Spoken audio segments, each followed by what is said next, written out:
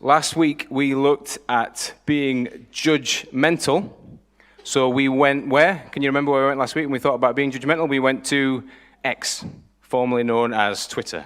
And we learnt lots about what it meant to be judgmental. This week we're thinking about, and I want you were very participatory last week. You don't have to be as participatory if you don't want. We don't need that, but if you want to do that, that's fine. We're thinking about breaking promises. So where do you suppose we're going to go? Where do you think my mind went on? It was very opportune last Monday morning, as I started to prep. Where does our minds go when we think to broken promises? Not my childhood, but politics. Yes, you were almost ready to say it. Politics. Were you familiar with this story in the week? Did you see this story in the week? That's Piers Morgan and Rishi Sunak, and maybe you know more than me what's going on here. There was a very famous handshake, an agreement. There was 5 pledges that Rishi made when he came into power. You're not particularly interested in this perhaps, but I'll run through them very briefly. And I think he kept most of them, but not all of them. To halve inflation, I can't remember if he did that or not. To grow the economy, I think he made a good argument to think why he'd done that. To reduce the national debt, I can't remember if he did that or not. To improve waiting lists, I don't think he's done that, and to stop the boats. These were all of his pledges. And in a very smart moment, Piers Morgan, I don't know what you think about Piers Morgan. I'm not probably always his biggest fan, but I just thought this was really, really cool. He just said, right, let's shake on that. Let's shake on that. And I think we should do that with all politicians when they make these promises. We should shake, okay, great, I'll give you 50 grand on that if that pulls off. Interesting too, I think, that we were as interested in the handshake as we were in whether he actually was going to be able to pull these pledges off. What I would say about this is that it's complex.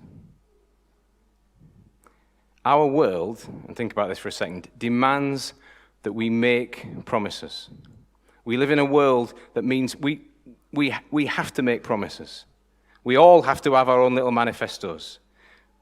The speed of the world, the rat race that we're in, the relationships that we have means that we have to make promises. And we often make promises that are just beyond our capacity. And we live in times of what I would describe as really unreasonable expectation.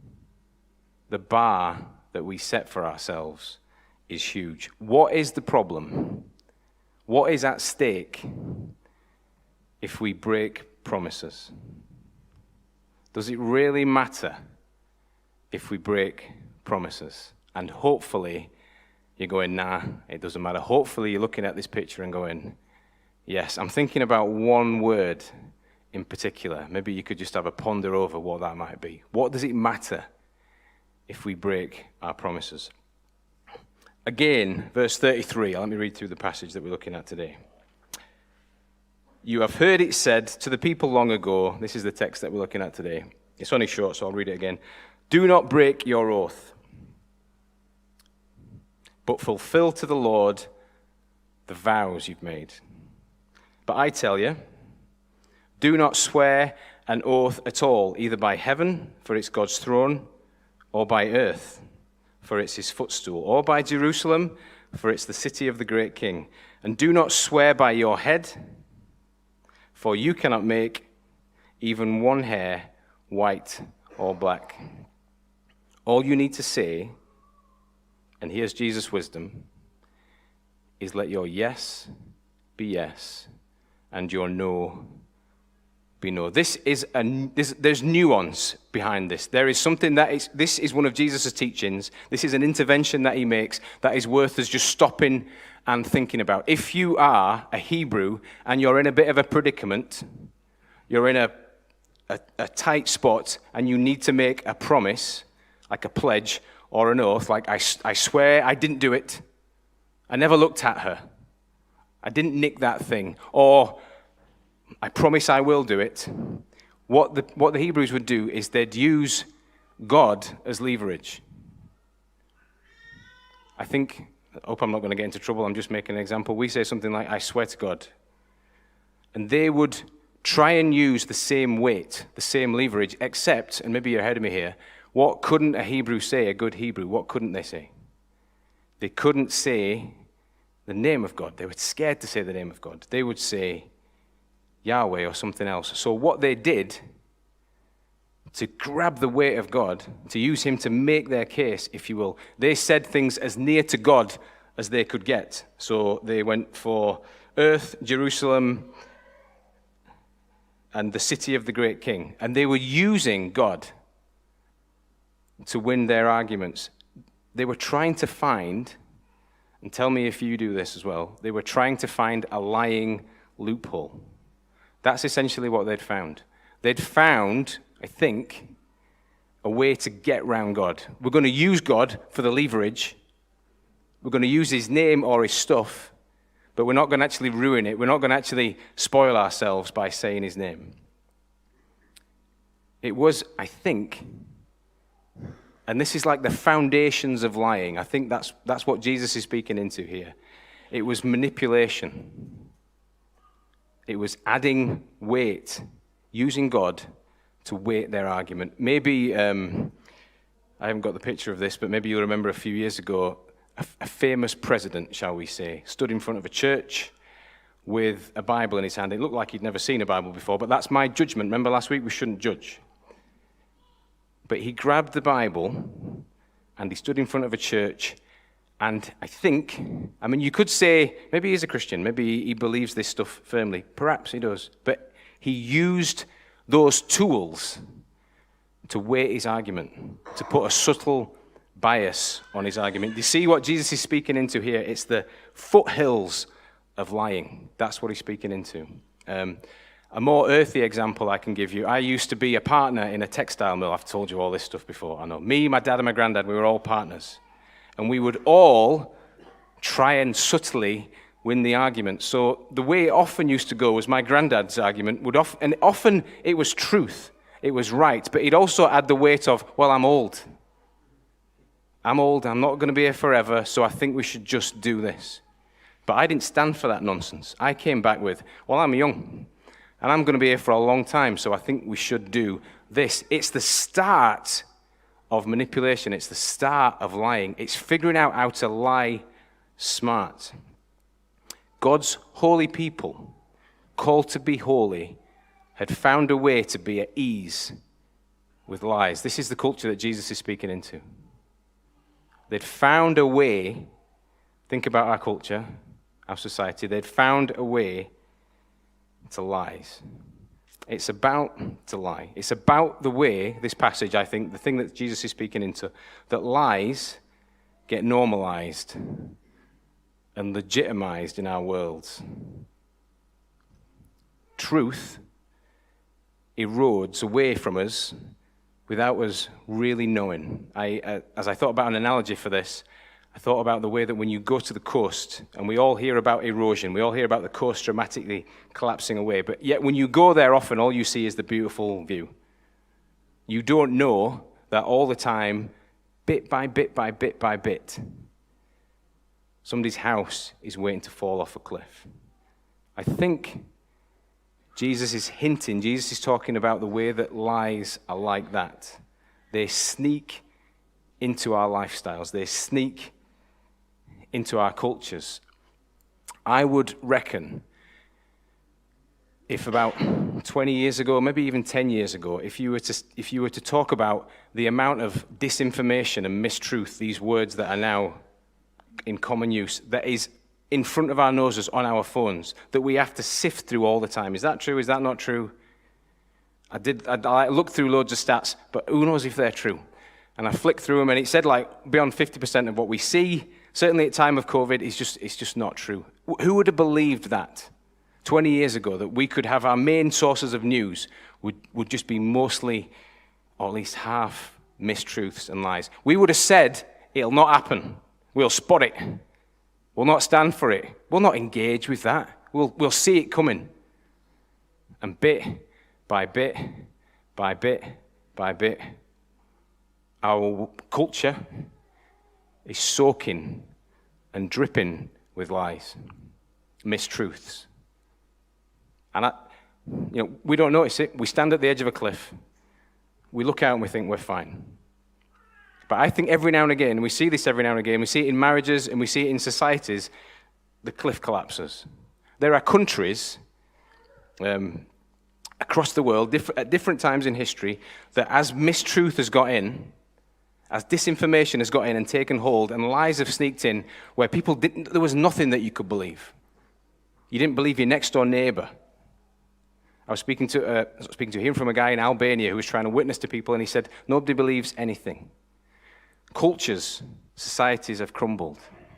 Marriages, relationships have crumbled because a few soft lies get in at the start. Just 2 quick points on this. I think that opening gambit is the mess that we're in. I think Jesus is talking about the mess that we're in. 2 points from it.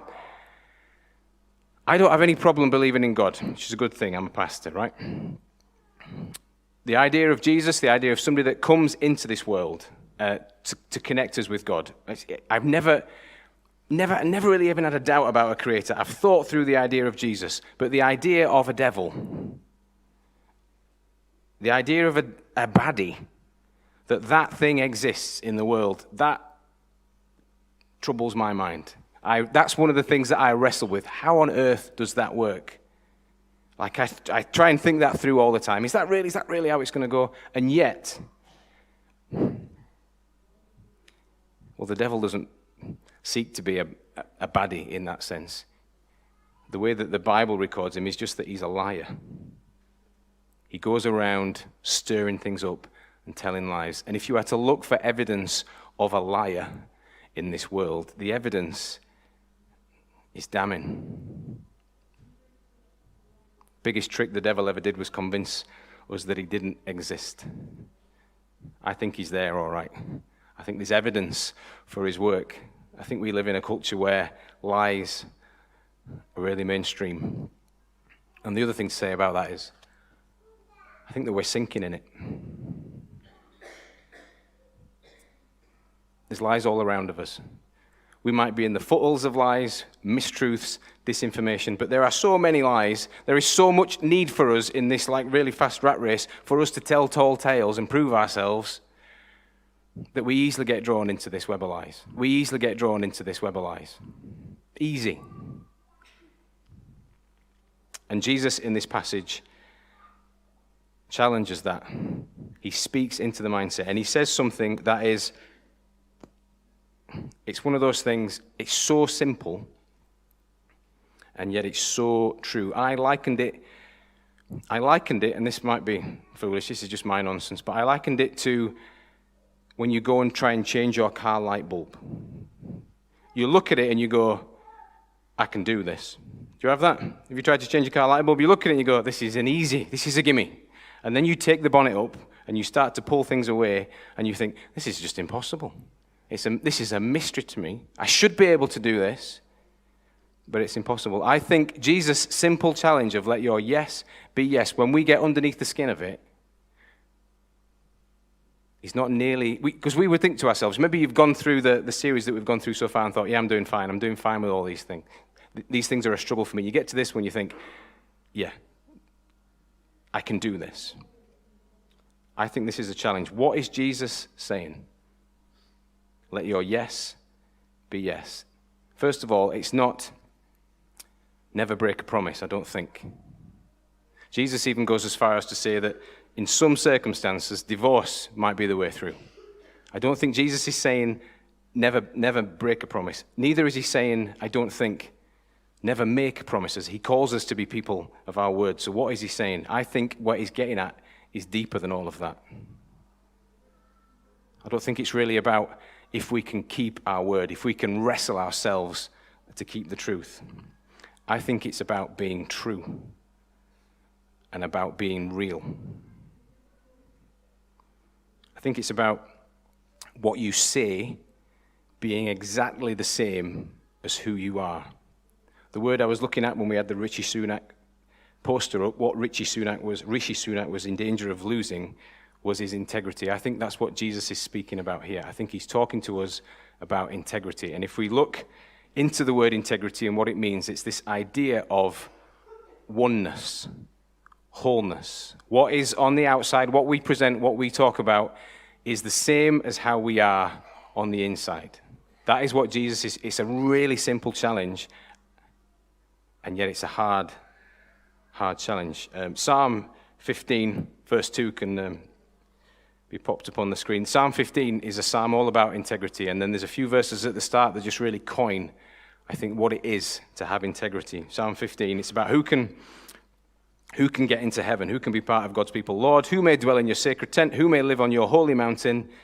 The one whose walk is blameless, who does what is righteous, and here we go, who speaks truth from the heart. What is going on inside that person is deeply connected to what is going on out of their mouth. What they look like on the outside is what they are on the inside.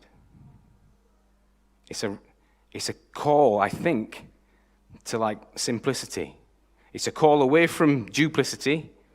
A call like to chop away all the lies, all the things that you think you need to say, all the extra bits that you want to put on to be a human being. And it's call just to align yourself with who you are. Jesus goes on to explain what this looks like, I think, in the text a little bit more. Verse 34 through to 36. He basically says in this passage, I think this is what he's saying, I can see everything. So don't kid me on when you're making your promises. It's all mine. I can see it all. But I tell you, don't swear an oath at all, either by heaven, for it's God's throne. What's he saying? Don't swear by that, because I'm there. Or by earth, for it's his footstool. I'm there. Or by Jerusalem, for it's the city of the great king. And don't swear by your head, for you can't even make one hair white or black. Here's what he's saying. There's nowhere we can go outside of God to make a promise. He sees everything. He calls us to be people who know that everything matters. Everything is seen. I think it's a bit of a fairly well-known phrase that we say, we are who we are when no one's looking. Jesus is speaking about that. He's describing to us how God sees us. We present this outside persona and we have this inside persona. And Jesus is saying, God just doesn't see that. He sees the whole thing. And it's got to align.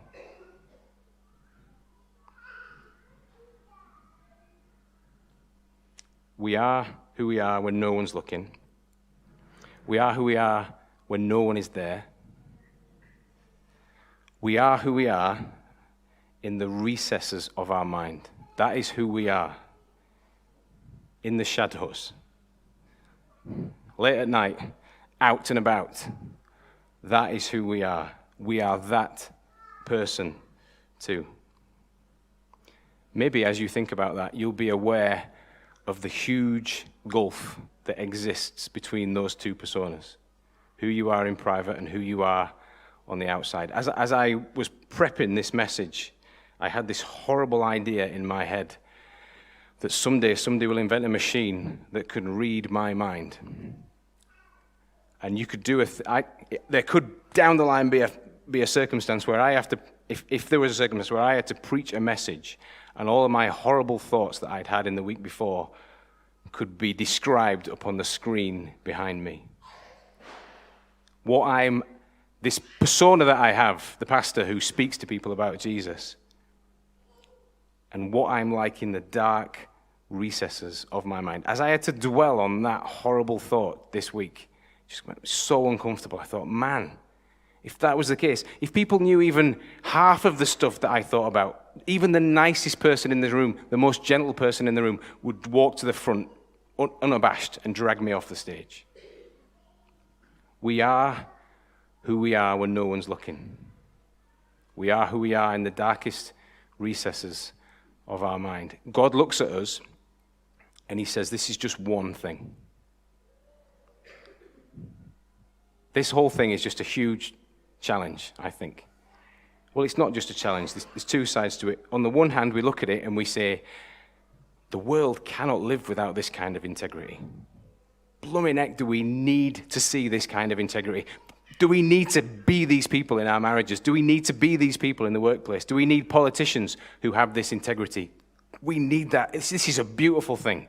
The earth is crying out for people like that. And at the same time, we look at it and we go, it's just impossible. It's impossible for us to be like that. We think about it and we say, we can't. We will never keep it going. God, I think in this passage, in this text says, you will. We say we can't, we'll never keep it going. God says you will, and it's begun. This is teaching on the kingdom of heaven.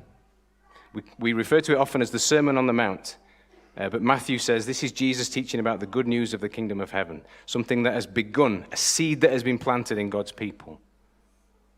And he's teaching about what it looks like for that to bear fruit, what it looks like for that to manifest. The text, I think, and this is the tipping point, is less about whether we can or can't or should or shouldn't promise. It's more about the way in which the big promises of God, the promises that God has made, impact our lives. I think that's what this text is about. It's about the kingdom of heaven coming, God's promised people, that he's going to establish his rule and reign. It's about how those promises, it's not about whether we can wrestle to keep our word. It's not about whether we should or shouldn't make promises. It's about how the promises of God affect our lives. You'll have all seen Aladdin, one of the versions of Aladdin, I would think, at some point. Aladdin is about integrity. I don't know if you know that. It's not all about integrity. It's a bit about a genie, but it's also about integrity. There's a moment at the start of the film where Aladdin is all alone. Nobody can see him. Nobody's with him. And he makes a promise to a genie. He makes a promise to a genie that he will set the genie free. And all this stuff goes on. And we're wondering whether this street rat is really a diamond in the rough. Really, can he become a sultan? And then as the film plays out and gets to the end, when actually it's going to cost Aladdin a heck of a lot, we see that he keeps his word. And he sets the genie free. And it's in keeping his word, it's in him having integrity, that we see a king that we can follow. We get excited about the story. He becomes a hero, a legitimate sultan. Jesus is all about integrity. The way that he lived his life, start to finish, had integrity. Towards the end of his time on earth, to a few of his disciples in a closed room, he made a promise to them. He declared to them, I'm going to have to leave here. I'm going to have to be crucified to save people. In the Garden of Gethsemane, I don't know if you're familiar with the text of the Garden of Gethsemane, he talked to his Father God, and he declared a truth, he declared a promise.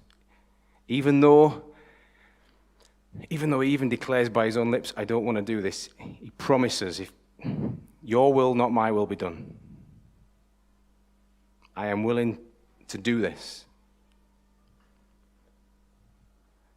And when we see that he does that, he lives out with integrity these promises.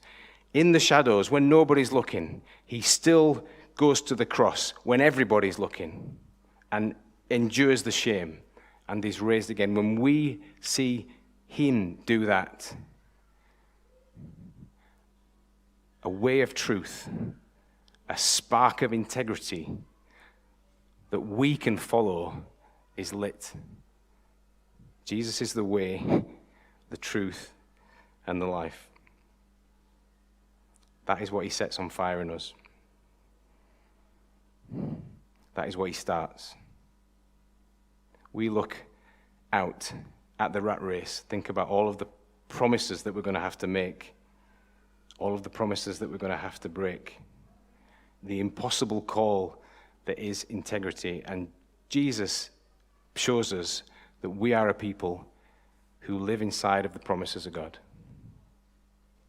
text is not really about whether we can make or break promises. It's about the fact that we exist inside the promises of God. And we can see, as we look at God, that he is a God who's going to keep those promises. We can see that he is a God of integrity. We live inside the promises of a God who's going to never give up on us, who's willing to die for us,